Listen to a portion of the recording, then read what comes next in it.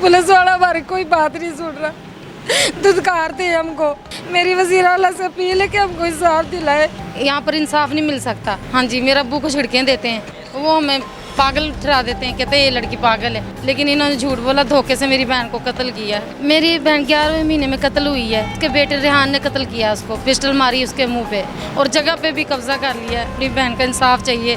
रेहान ने ये दूसरा कत्ल किया हुआ है, वो इश्तिहारी लड़का। उससे लगता है हमारी बहन हमारे पास ही पड़ी। इंसाफ कब मैसर होगा, कौन इंसाफ देगा? तकेगा कुछ नहीं होता, कोई मामला सोल्ड आउट नहीं होता। वो मेरा काम गरीबों की हमायत करना, दर्दमंदों से, ज़ईफ़ों से मोहब्बत करना।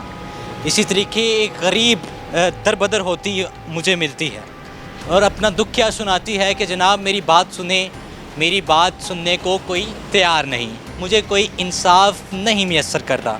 मेरी बहना को 9 मंथ हो चुके हैं, कत्ल कर दिया बेदर्दी से और आज तक हमें इंसाफ नहीं मिल सका। मैं इंसाफ के लिए दरबदर हो रही हूँ, इंसाफ के लिए जगह जगह पे जा के मिन्नतें समाजत कर रही हूँ, मेरी बहना को इंसाफ दिया जाए। ऐसे ही वाक़या पेश आता है चूनिया में, जहाँ पे एक ख़तून को बेदर्दी से कत्ल कर दिया जाता है। किस बना पे? सिर्फ एक मरला जगह पर। आइए मज़ीद कहानी जानते हैं उसके अहले खाना से। एक तो हम चलते हैं उस औरत के पास और आपसे बात करवाते हैं कि वो इस कहानी का पूरा माजरा क्या है और ये कहानी कैसे पेश आती है और इस कत्ल का असल वजह क्या पेश आई है। आइए मेरे साथ। अस्सलाम वालेकुम। वालेकुम सलाम भाई। क्या नाम है आपका? सायरा। सायरा, क्या मामला पेश आया, क्यों रो रहे? मेरी बहन 11वें महीने में कत्ल हुई है और रमज़ान उसके बेटे रेहान ने कत्ल किया उसको, पिस्टल मारी उसके मुंह पे। हम DPO साहब के पास, वज़ीर आला के पास, इनके सब के पास अपील करने के लिए गए हैं, लेकिन हमें कोई इंसाफ नहीं मिलता। पूरा मामला क्या था? शुरू से मामला बताइए, मामला क्या हुआ? ये मेरी बहन की एक मरला जगह थी, उसकी 2 बेटियां थी, बेवा थी, 15 साल हो गए भाई को फोत हो गए। वो फैक्ट्री में काम करती थी मेरी बहन, जिसके लिहाजा उसने 2 बेटियों की शादी कर दी है, तो उनको जगह लेके दे रही थी। वो एक मरला के 25 लाख रुपए मिल रहे थे बाजी को, जिसमें से 4 लाख रुपये बयाना मिला है, बाकी पेमेंट यानी कि 11वें महीने को होनी थी, जिसमें इसने जाके सुलह की है हमसे। मेरी बहन को पुलिस वालों ने कब्ज़ा दुआ दिया जाके, ग्रीन टाउन थाने वालों ने। उसके लिहाजा इन्होंने सुलह करके बोला कि तुम हमारे मामे की बेटी हो, जिस मर्जी को जगह भेज दो अपनी, हम तुझे नहीं रोकेंगे। मेरी बहन, हमारे अब्बू अम्मी उसको घर ले आए हैं अपने घर पे चूनिया पे। वहाँ पर ये गए हैं, दूसरे दिन रात रहे हैं पूरे। इन्होंने गोश्त वगैरह से रोटी भी खाई है कि चाची हम आपसे मिलने के लिए आए हैं। सुबह इन्होंने, मेरा अब्बू पहली पे पट्ठे लेने चले गया, मेरी बहन अकेली थी घर पे और मेरी अम्मी इनको नाश्ता बना रही है। इन्होंने मेरी बहन के साथ बैठ के सेब भी खाया, मिले, बोले बतलाए हैं, ये आपस में बातचीत की है। हाँ जी। क्या जो जेठ था उसने बातें की? उस जेठ के बेटे ने, रेहान ने, जेठ के बेटे ने बातें की? फिर इन्होंने ऐसे पिस्टल इधर मुंह पे लगाया है और पिस्टल मारा है। आपको पता था कि इसके पास पिस्टल मौजूद है कि नहीं पता था? नहीं, जब पता नहीं था, जब मारा है जब पता चला हमें। हमने ये था कि ये मिलने आए हैं, लेकिन इन्होंने झूठ बोला, धोखे से मेरी बहन को कत्ल किया है। उसकी बेटियाँ 2 हैं और जगह पे भी कब्जा कर लिया है। हमको जगह ना मिले, लेकिन हमें अपनी बहन का इंसाफ चाहिए। हम थानेदार से कहते हैं मुलज़म नारोवाल में बैठा है, लेकिन वो कोई नहीं पकड़ रहा। असलम SHO है, वो आगे से हमसे बदतमीज़ी करता है, ले आप मुद्दई नहीं हैं, आप मुद्दई की बेटी हैं, आप खिलाफ हैं, हमारे खिलाफ कार्रवाई कर रही हैं। हमने कोई कार्रवाई नहीं करनी, हमें कोई इंसाफ नहीं मिल रहा। आप जब जाती हैं तो आपका बाप जो मुद्दई है और आप उसके अपने बाप के साथ इस मामलात की पैरवी कर रही हैं, और जब आप पुलिस के पास जाती है तो पुलिस का क्या रवैया होता है? वो कहते हैं कि बदतमीज़ी करते हैं, कहते हैं इंसाफ करके क्या लेना हमने, यहाँ पर इंसाफ नहीं मिल सकता। हाँ जी, मेरे अब्बू को झिड़कें देते हैं, आप अपनी बेटी को लेके फिरते हैं, पूरी पैरवी करेंगे लेकिन टाइम लगेगा। कभी ऐसे बोल देते हैं, कभी मेरे अब्बू को झिड़क देते हैं, जा बाबा घर चला या आराम कर, तू साड़ी ज़िंदगी जाब च पाई।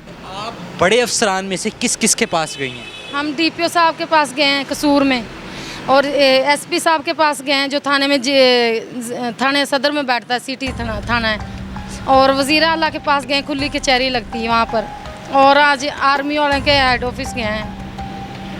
क्या मिला वहाँ पे आपको? कुछ भी नहीं, यही कि करते हैं कुछ, हम बात करते हैं, कुछ भी नहीं है। अच्छा, मुझे ये बताओ कि जब पुलिस के पास जाती हो और बाज़ का कुछ ऐसे रवैयों का शिकार भी होती हो जो नाजेबा होते हैं, जो समझने समझ से बाहर होते हैं, वो हमें पागल ठहरा देते हैं, कहते हैं ये लड़की पागल है। हाँ जी, ये झूठ बोलती है, हम पूरा साथ देते हैं, ऐसे बोलते हैं आगे से। उसके खिलाफ ने बोला करो कि FIR दर्ज है। हाँ जी, हम बोलते हैं, लेकिन आगे से वो हमको पुलिस वाले झूठे कर देते हैं। इसके ऊपर रेहान के ऊपर कितने मुकदमे हैं कुछ तरीके? रेहान ने ये दूसरा कत्ल किया हुआ है। हाँ, वो इश्तिहारी लड़का, उसके सारे रिकॉर्ड मेरे पास हैं। आपके ये एफआईआर होने के बाद हुआ था? पहले ही इश्तिहारी था। चोरियाँ डकैतियाँ करते हैं, कब्जे करते हैं लोगों की जगह पे। एक लड़का उसने कत्ल किया था हाफत चौक में, ग्रीन टाउन में। उसके बाद ये मेरी बहन को कत्ल किया है। आपको कितनी बहनें थी आप? और सिर्फ 7 बहनें, 6 बहनें रह गई। साथ कोई आता भी नहीं? नहीं, कोई भी नहीं आता हमारे साथ, कोई भी नहीं आता। हमारी बहन को इंसाफ दिला जाए। उसकी 2 बेटियों कहती है हमारी अम्मी को लेके आए, हम कहाँ से ले आए भाई? पुलिस वाला हमारी कोई बात नहीं सुन रहा, धुतकारते हैं हमको।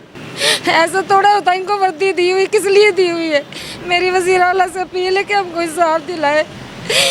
हमें कुछ भी नहीं चाहिए, हमें मुलज़म चाहिए। कोई नहीं, बस रिलैक्सेशन से बात करेंगे।